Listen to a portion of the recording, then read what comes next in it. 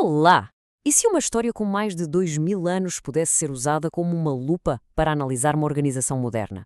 Bem, é exatamente isso que vamos explorar hoje. Temos um documento que usa a parábola do escravo fiel para fazer uma análise bastante crítica. Vamos a isso!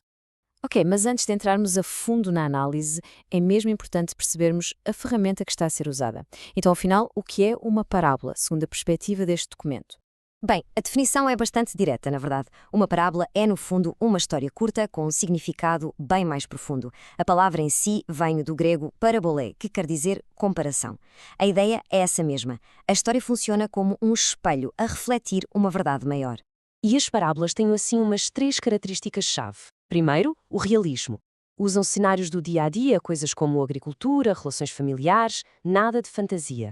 Segundo, têm sempre um objetivo educativo. Foram feitas para nos pôr a pensar. E, por fim, a estrutura é simples, para que a mensagem central seja clara e tenha impacto. Pronto, agora que já temos as bases, vamos avançar e ver como é que tudo isto se aplica à parábola específica que está no centro desta análise, a do escravo fiel e prudente. E é aqui que a análise se torna, bem, provocadora. O documento lança esta questão. E se estas parábolas não forem só lições de moral intemporais, mas sim uma espécie de modelo para avaliar grupos organizados já no século XX? É uma premissa, no mínimo, ousada, que vamos agora explorar. Esta é a abertura da parábola. Um senhor vai-se embora e deixa um escravo responsável por cuidar dos outros servos, os tais domésticos. A tarefa parece simples, mas é crucial, dar-lhes sustento na hora certa. A questão da identidade. Quem é realmente? É o que move toda a narrativa. Ok, com a parábola como pano de fundo, o documento passa, digamos, da teoria à prática. Pega nestes princípios e aplica-os a um grupo religioso específico para avaliar as suas ações. O documento foca-se no corpo governante das testemunhas de Jeová, que é a sua liderança. E levanta esta questão bem direta. A análise cria aqui um contraste muito forte. De um lado, o dever do escravo, que era alimentar e cuidar dos domésticos, ou seja, dos fiéis.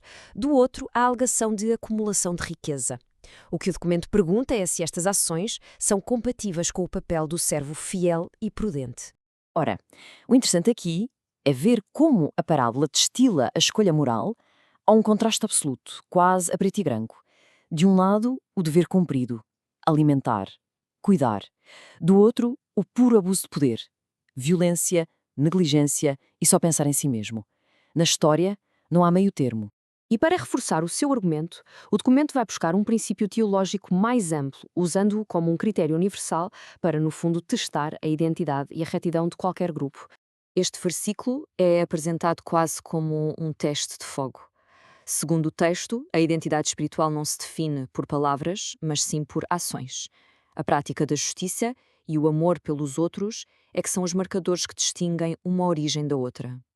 O ponto fulcral aqui é a ação, não a reivindicação. E assim a análise fecha o círculo, deixando esta pergunta final no ar. No fundo, é um convite a usar a justiça e o cuidado como critérios para avaliar quem é que realmente cumpre o papel do servo fiel.